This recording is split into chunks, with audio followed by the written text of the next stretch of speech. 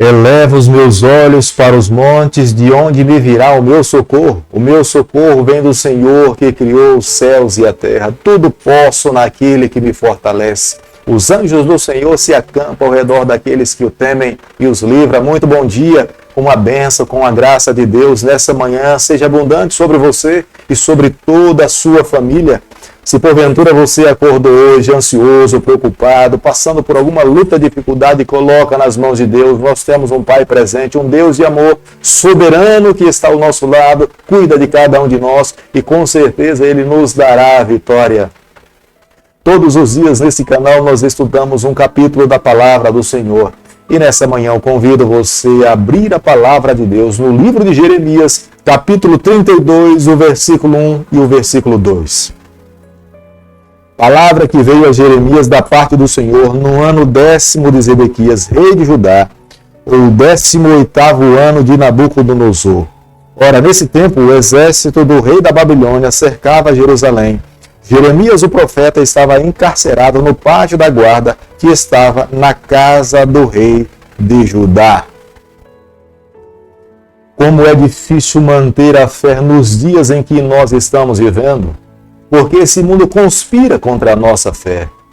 A ciência tem predominado no nosso meio, mas a palavra de Deus a cada dia nos convoca, nos faz um chamado pessoal, que há um Deus Criador soberano. Ele criou os céus e a terra, e Ele se denomina como sendo o grande eu sou, e Ele faz um pedido pessoal para cada um de nós morar dentro do nosso coração. Quando estudamos a sua palavra, nós vemos que Ele pediu para que Moisés fizesse um santuário, para que Deus habitasse no meio do seu povo. Mas hoje, após a morte de Jesus Cristo na cruz do Calvário, Ele não quer morar dentro de um templo, mas Ele quer fazer morada dentro do nosso coração. Como nós deveríamos nos sentir valorizados, porque o Deus Criador dos céus e da terra, de todo o universo, Criador de todas as galáxias, Ele quer conduzir a nossa vida, Ele quer estar ao nosso lado, Ele quer ser o nosso Senhor. Mas é desafiador manter a fé, crendo, confiando sempre na sua condução, nas suas palavras de misericórdia, nas suas ações de graça, no seu amor infinito para cada um dos seus filhos que se encontra nesse mundo. Embora seja desafiador, mas é a melhor saída para cada um de nós. Como nós podemos observar no versículo 1 do capítulo que nós estamos estudando nesse momento, o exército babilônico nesse período já tinha cercado a cidade de Jerusalém. O profeta Jeremias estava preso no cárcere, por eles acreditarem que o profeta Jeremias, as suas profecias, favoreciam os inimigos em vez de favorecer o povo do Senhor. Nesse período, o povo de Jerusalém buscou auxílio no Egito em vez de confiar em Deus. Nesse período, ninguém dava atenção às palavras de juízo do profeta Jeremias. É a razão pela qual, nessas circunstâncias, a cidade querida de Deus, Jerusalém, estava completamente comprometida. A política estava um caos, a sociedade estava completamente depravada, a religião estava cada vez mais degradante, um declínio moral e espiritual. Foi o próprio rei Zedequias, rei de Judá, que prendeu Jeremias na prisão da sua casa, em Judá. O objetivo, na verdade, era fazer uma declaração para toda Judá e toda Jerusalém, que as palavras do profeta Jeremias eram contra o seu povo. Na verdade, Jeremias estava falando em nome de Deus para salvar o seu povo, mas a sociedade e a nação estava tão longe de Deus, tão corrompida nos seus pecados, que a verdade doía nos seus ouvidos, lhe incomodava, e eles estavam mais dispostos a viver as suas próprias convicções, os seus próprios preceitos, do que se colocar nas mãos de Deus e permitir que Deus conduzisse a sua vida. Jeremias capítulo 32, o versículo 8, a Bíblia diz o seguinte: Veio, pois, a mim, segundo a palavra do Senhor, Hananel, filho de meu tio, ao pátio da guarda, e me disse: Compra agora o meu campo que está em Anatote, na terra de Benjamim, porque teu é o direito de posse e de resgate. Compra-o. Então entendi que isto era a palavra do Senhor. Hananel, primo de Jeremias, o procurou na prisão e pediu para que ele comprasse um pedaço de terra que seria completamente devastado pelos soldados babilônicos, mas o objetivo do seu primo era que ele comprasse esse território para que pudesse preservar o território dos seus familiares, uma herança familiar. Era uma terra completamente sem valor. Os babilônicos iriam destruir completamente tudo que estava plantado, tudo que tinha se construído naquele território. Era uma região sem esperança. Quem comprasse, na verdade, estava fazendo uma loucura. Jeremias comprou essa terra por 17 peças de prata. Parece loucura, mas era a orientação divina. Deus tinha dito ao profeta que ele deveria comprar. Quando nós andamos ao lado de Deus, as nossas ações parecem uma loucura para o mundo, mas tenha certeza, vale a pena viver uma loucura para o mundo e viver em fidelidade para Deus. Infeliz é aquele que inverte os seus valores, agrada a esse mundo e desagrada ao Senhor. Poderá em algum momento até encontrar felicidade nessa terra, mas na porvir será impedido de viver ali. Deus não irá permitir que aqueles que nessa terra dão as costas para Ele, o receba na eternidade. Viva com Ele por toda a eternidade. Por isso que é necessário a cada dia, enquanto nós vivermos nessa terra, vivermos mais para Deus e menos para esse mundo. Deus declaradamente não estava pegando o seu povo de surpresa. Por diversas vezes Deus já tinha enviado vários profetas.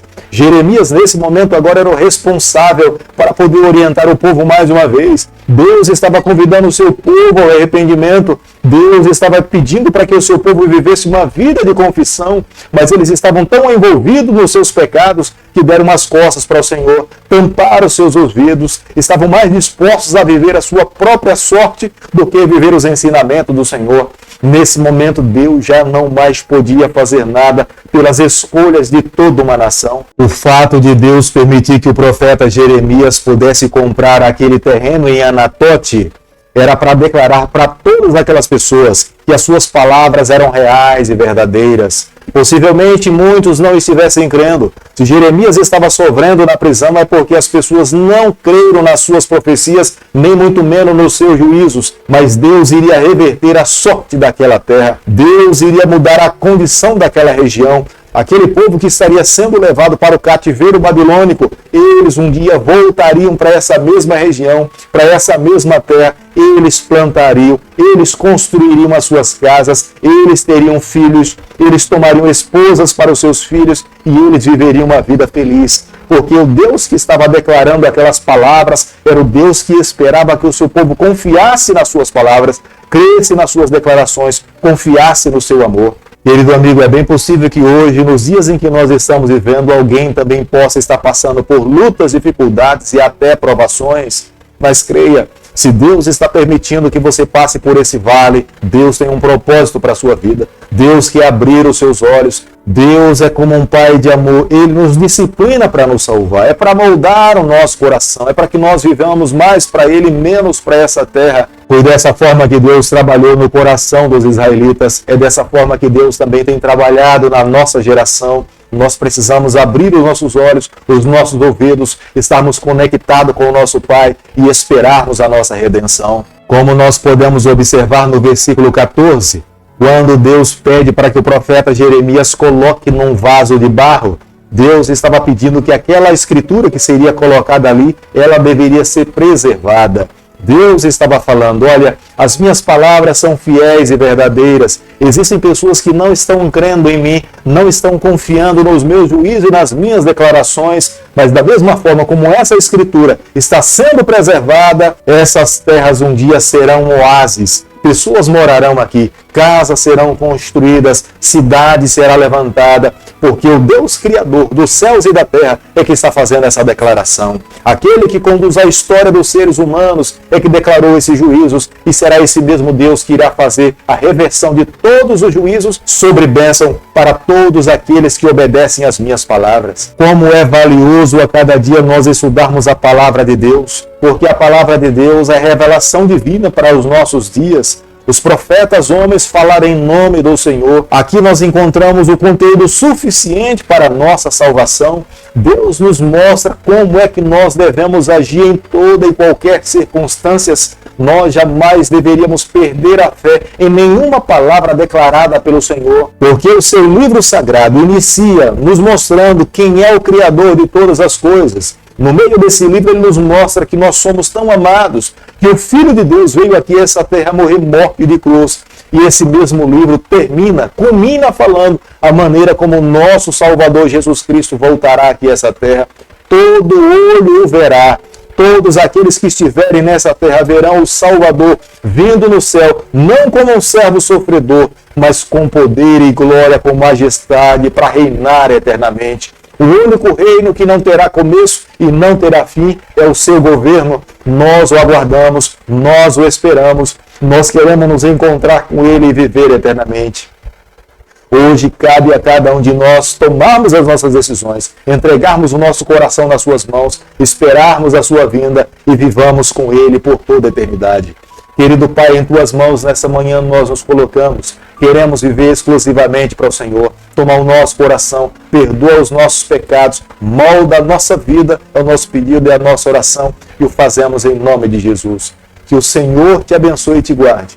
Que Ele faça resplandecer o seu rosto sobre você. Que Ele tenha misericórdia de você. Que sobre você nessa manhã Ele levante o seu rosto e conceda a sua paz em nome de Jesus. Amém.